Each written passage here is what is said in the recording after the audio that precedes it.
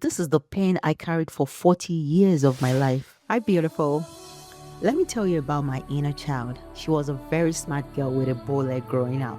He's still about 5 years old when she shows up most of the time in a Christian council uniform. Her hair is cut into two like that of Sugar Girl. I don't know if you read that storybook. This girl was mostly with her dad, and I remember always missing my mom. I remember that girl leaning into song a lot for comfort. This girl flew with a military escort to Zaria to live with her stepsister when she was 6 years old. But why, she thought, why would daddy leave me? Daddy was even crying as the escort picked me up. I looked at him and thought, why? This is the first day I secured my first wound of abandonment. I wanted my mom, my dad, my siblings. I wanted to play with sand with the other local kids in the area. I didn't want to be in a mansion with a lot of that grown energy vibes. I was a kid. I wanted to be a kid. I sat with my thought most time and I concluded I wasn't good enough. I wasn't worthy to be kept like the other kids. This thought was how I built other wounds of shame, resentment, unforgiveness, anger, anxiety, independence to a fault, people pleaser, and more ones. This is the pain I carried for 40 years of my life, and that affected the way I approached relationship. That inner child, that young version of Tola had to be approached to unlearn so many things. The truth is that everything that happened is true.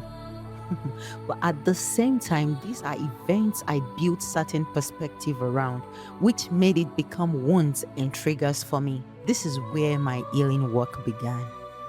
I had to release and let go of all the perspective I have built around all that has happened in my life. This is just a little of my story, but I'm just telling you this so you can understand who your inner child is. I had to learn to forgive my parents for doing their best at their level of consciousness at the time they made those decisions. Having to release the limiting belief that I wasn't worthy, because I am. See, the beginning of your freedom in every aspect of your life is realizing your inner child holds a lot of your liberation.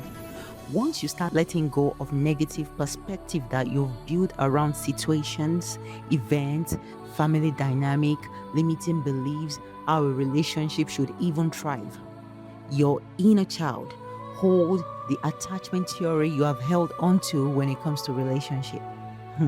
Do you know you are either secure, anxious, avoidant, or a disorganized lover? So I'm asking you, which one are you? But the good news is, regardless of which one you are, if it's not secured, you can transform and transmute it for you to be secure. Yes, this takes you being aware and having the willingness to evolve.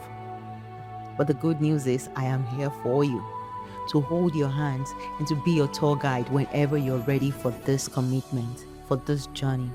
Comment, I am ready to take the next step with me. I love you. This is Tola helping you expand your consciousness.